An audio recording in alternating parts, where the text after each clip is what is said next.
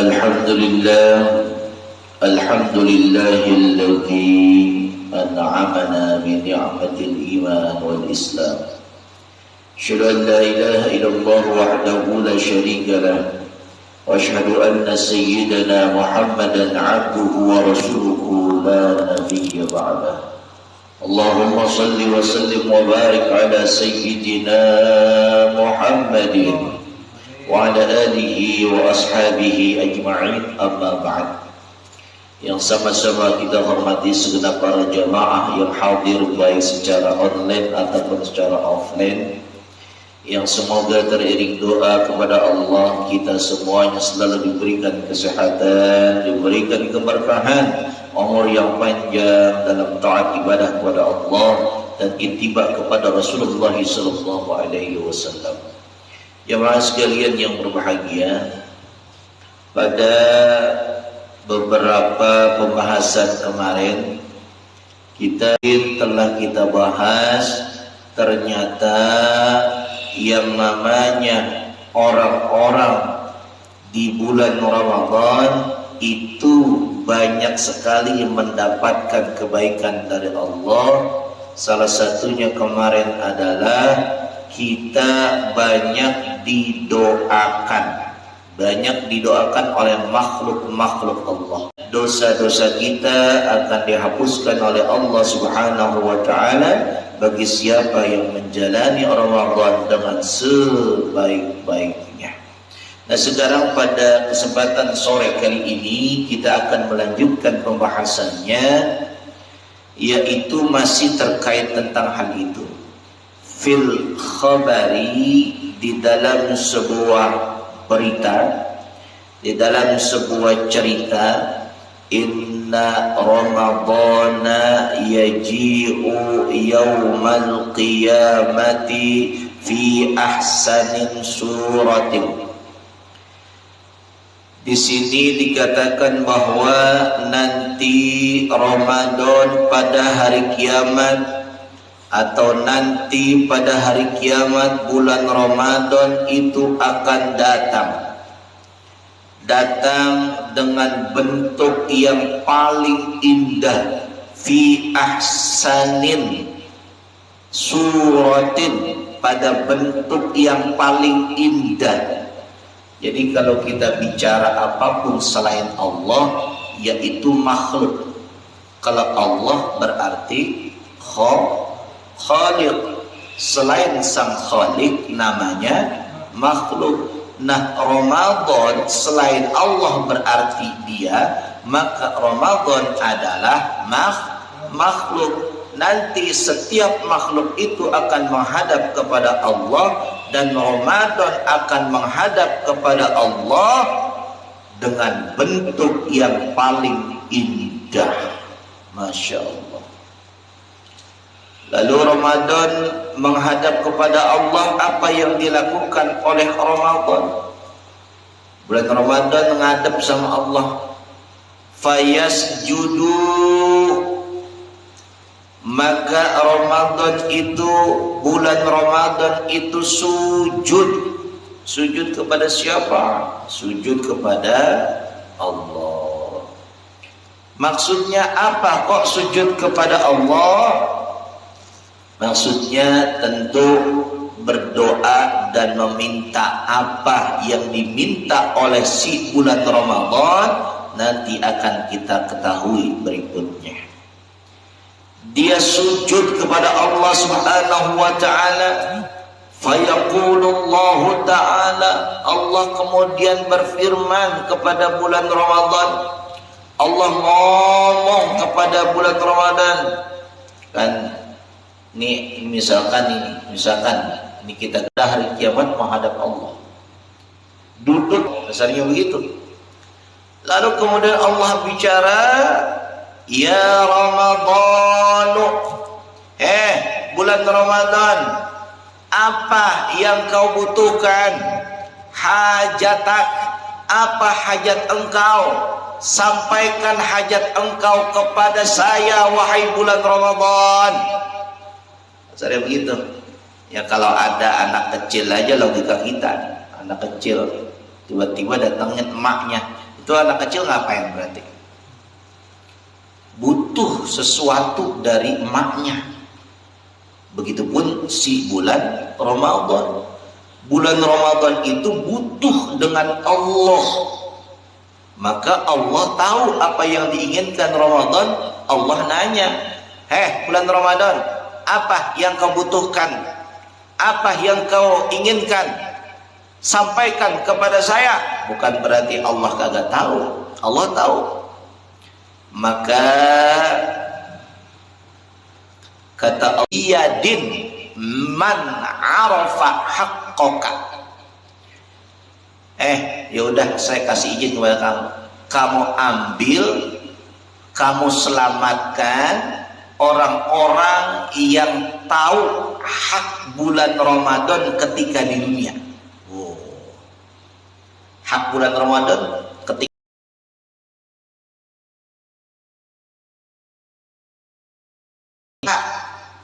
ini hak bulan Ramadan. Kalau hak bulan Ramadan berarti kewajiban bagi kita menjalankannya. Maksudnya begini, siapa orang yang telah menjalankan puasa Ramadan, siapa orang yang melaksanakan tarawih Ramadan, siapa orang yang melaksanakan tilawah Al-Quran, siapa orang yang melaksanakan ibadah di bulan Ramadan, kata Allah, ambil, selamatkan orang yang begitu. Begitu tuh kata Allah kepada bulan Ramadan. Ini cerita ini jarang disampaikan sebenarnya. Mungkin kita baru baca di kitab ini kayaknya. Kan begitu. Nah, kata Allah begitu. Lalu kemudian itu pada hari kiamat, kan kondisinya yaumul qiyamah. Kondisinya pada hari kiamat. Maka si bulan Ramadan itu fayaduru, kemudian bulan Ramadan itu keliling. Dia keliling nyari, siapa ya orang-orang yang menunaikan hak saya waktu di dunia, menunaikan hak bulan Ramadan. Fayaqifu baina yadayillahi ta'ala fayaqulullahu ta'ala. Lalu dia ngadep lagi sama Allah. Udah dibawa, udah diituin, ngadep lagi sama Allah tuh si bulan Ramadan. Lah Allah nanya lagi, ya Ramadan, apa yang kau inginkan? Lalu kemudian Ramadan itu, bulan Ramadan itu menjawab, uridu an atawajjaha bitajin. Saya pengen orang-orang yang saya ambil ini, orang-orang yang saya selamatkan pada hari kiamat ini, dia mendapatkan mahkota, taj, mahkota. Jadi orang-orang yang beribadah di Ramadan itu nanti Ramadan akan meminta kepada Allah agar diberikan mahkota. Ya. Diberikan mahkota, lalu kemudian Allah mengabulkannya.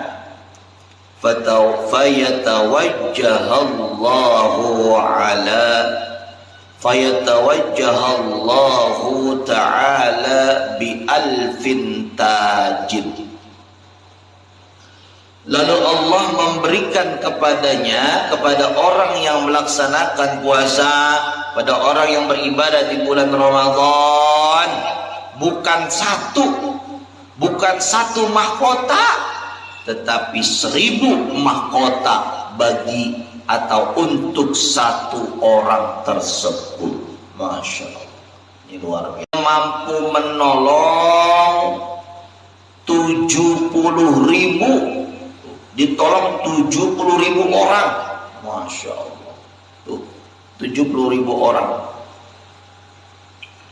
Min ahlil kabair, bahkan orang-orang atau pendosa dosa besar itu mendapatkan syafaat lantaran orang yang ibadah di bulan Ramadan.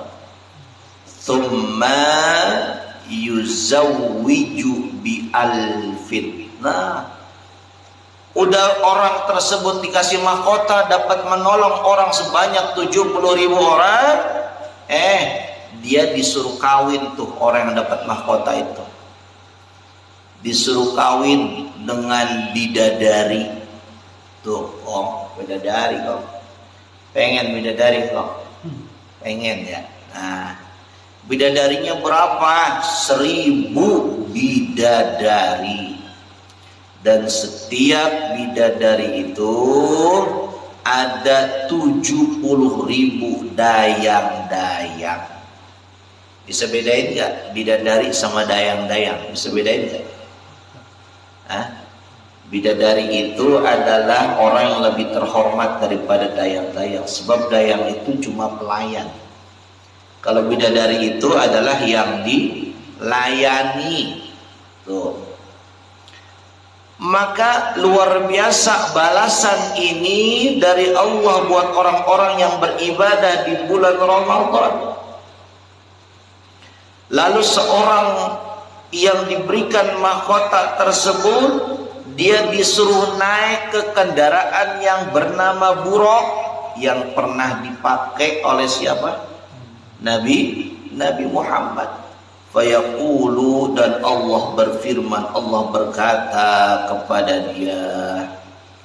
Nih Allah ngomong dia kepada si bulan Ramadan itu. Madza turid ya Ramadan? Lalu apa yang kau inginkan lagi wahai Ramadan? Dari nabiyik. Ya Allah, tolong tempatkan orang yang melaksanakan ibadah Ramadan itu di dunia. Tolong tempatkan dia menjadi tetangganya Nabi engkau di sorga. Masya Allah. Ini luar biasa keistimewaannya. Bukannya kaleng-kaleng ini kok keistimewaan bulan Ramadan. Ini luar biasa. Bahkan bulan Ramadan meminta kepada Allah biar orang yang ibadah di Ramadan itu menjadi tetangganya Nabi di sorga. Lalu kemudian fayanziluhullahu firdausa. Lalu kemudian Allah menempatkan orang yang ibadah di Ramadan itu di dalam sorga Firdaus. Masya Allah ya, sorga Firdaus. Makanya kalau ada yang malas-malas sekarang, ya kagak dapat sorga Firdaus itu. Kagak bareng-bareng sama Nabi, yang suka ngopi siang-siang. Orang-orang puasa dia ngopi siang-siang kagak dapat sorga Firdaus itu. Yang suka ngerokok melepuh siang-siang kagak dapat sorga Firdaus itu. Ya Allah. Nah, jawab sekalian yang berbahagia. Lalu setelah udah dipenuhi itu permintaannya si bulan Ramadan, fayaqulullahu ya Ramadan, madza turid? Lalu Allah nanya lagi, apa yang kau inginkan kembali wahai bulan Ramadan? Lalu Allah subhanahu wa ta'ala mendengarkan ucapan si bulan Ramadan. Ya Allah, Engkau telah memenuhi hajat-hajatku. Engkau telah mengabulkan keinginanku. Aku ingin orang yang puasa dikasih mahkota, engkau kasih mahkota. Aku ingin yang melaksanakan puasa di Ramadan, ingin ditempatkan di surga bareng Nabi, engkau kabulkan permintaanku ya Allah. Ya Rabb, aina kiramatuka. Lalu si Ramadan nanya, di mana kemuliaan engkau? Kemuliaan maksudnya kemurahan engkau ya Rabb. Kalau cuma yang saya minta doang yang dikasih, kasarnya begitu. Itu kan wajar dong, kalau saya minta engkau kasih wajar. Tapi yang gak wajar kalau aku kagak minta tapi engkau kasih. Nah itu kan kemurahan namanya. Ya. Lalu kemudian Allah subhanahu wa ta'ala memberikan, dan langsung Allah memberikan 100 kotak dari 100 kotak mi'atun madinatun atau mi'atan madinatan, 100 daripada kota yang terbuat dari merah delima. Masya Allah. Merata 5 itu berarti mahal apa kagak bahan dasarnya? Masya Allah. Lalu kemudian setiap koman 1000 persemayaman itu tempatnya beristirahat para raja, apa namanya? Apa sih? Orang yang melaksanakan puasa. Ini sekarang ada hadis lagi nih, Nabi sallallahu alaihi wasallam, wa 'an ibni Mas'udin radhiyallahu anhu 'anil nabiy sallallahu alaihi wasallam annahu qala. Dari Ibnu Mas'ud, semoga Allah memberikan ridha kepada beliau. Hadis ini dari Nabi sallallahu alaihi wasallam, berkata Nabi, inna aulan nasi bi yaumal qiyamati aktsaruhum ala salatin.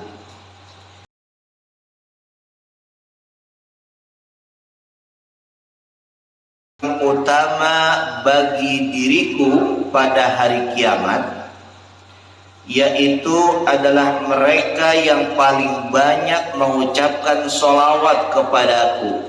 Tuh. Jadi kalau ada orang yang malas sholawatan, ini nanti tidak akan menjadi aulan nasibi, orang yang paling utama di hadapan Rasulullah. Kalau orang yang pengen menjadi diperhatikan oleh Rasulullah, aktaruhum ala salatin, yaitu orang yang paling banyak mengucapkan sholawat kepada Nabi Muhammad. Kita tidak akan celaka. Tapi kalau kita tidak mengucapkan sholawat, maka diri kita akan celaka. Kemarin ingat hadisnya apa? Radhima anfu rajulin, celakalah seseorang yang ketika disebut nama Muhammad indahu falam yusalli alayya, kata Nabi sallallahu alaihi wasallam. Begitulah, ini luar biasa keutamaannya. Lalu kemudian ada hadis yang berikutnya, wa an Zaid bin Rafi' anin nabiyyi alaihi salatu wassalam anna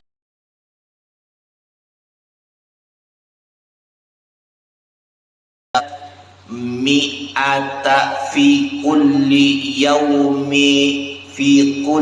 yaumin jum'atin ghafarallahu lahu walau kanat dhunubuhu mithlu zabadil bahr. Ini luar biasa. Kata Nabi begini nih, min fi kulli yaumi jum'atin, pada setiap hari Jumat. Jadi dia continue, istimraran, terus menerus. Allahumma shalli ala sayyidina Muhammad, Allahumma shalli ala sayyidina Muhammad, Allahumma shalli ala sayyidina Muhammad. Begitu dia mengucapin sholawat terus pada setiap hari Jumat, ghafarallahu lahu, niscaya Allah telah mengampuni dosa-dosanya, meskipun dosa-dosanya itu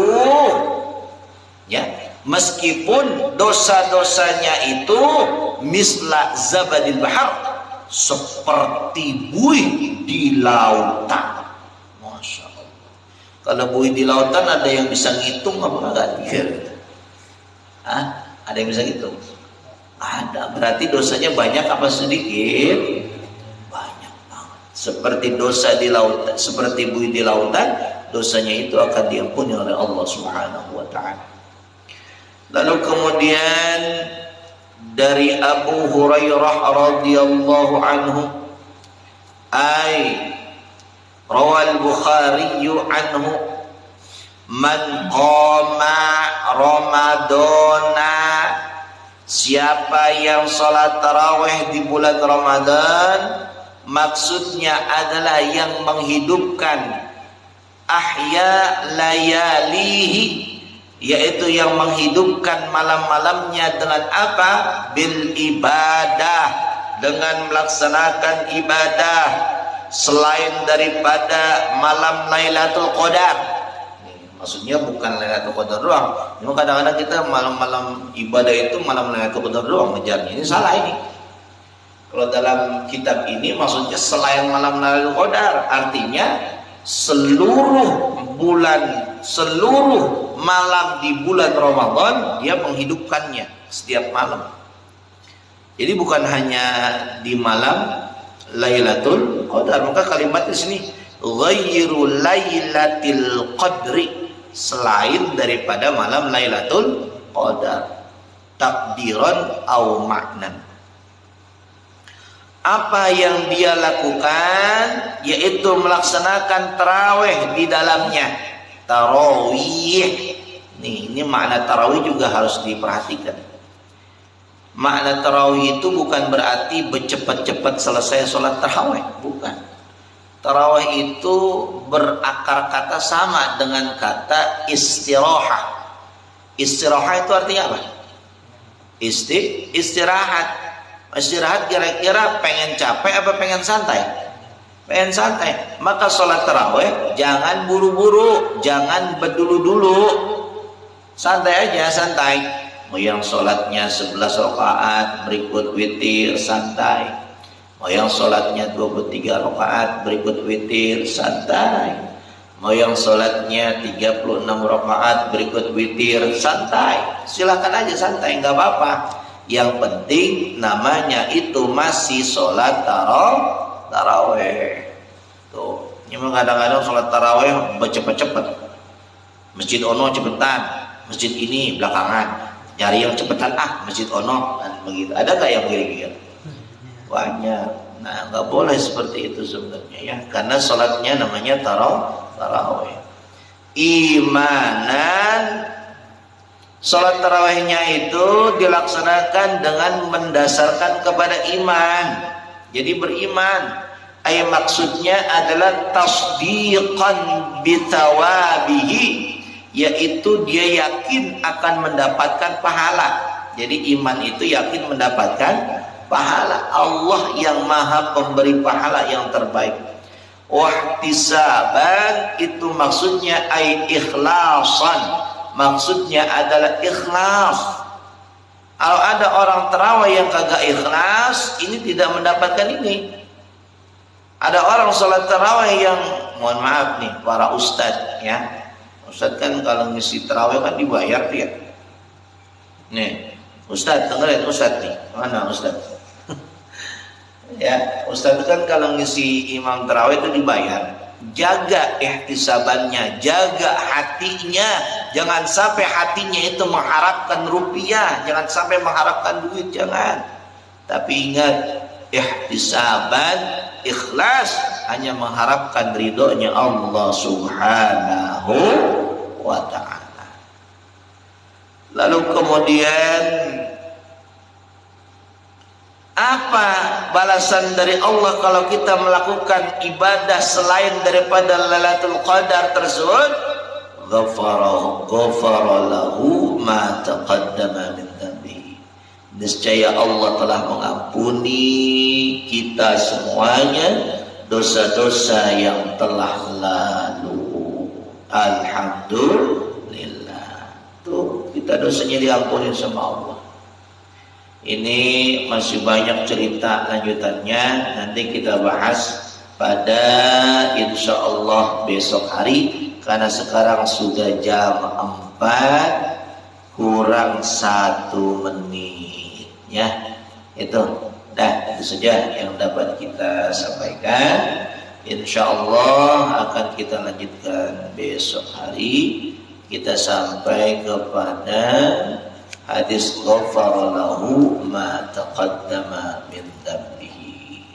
Demikian Allah a'lam bishawab. Di online pada sore hari ini belum ada yang bertanya. Kita cukupkan sampai di sini saja ya. Demikian Allah taala a'lam bishawab.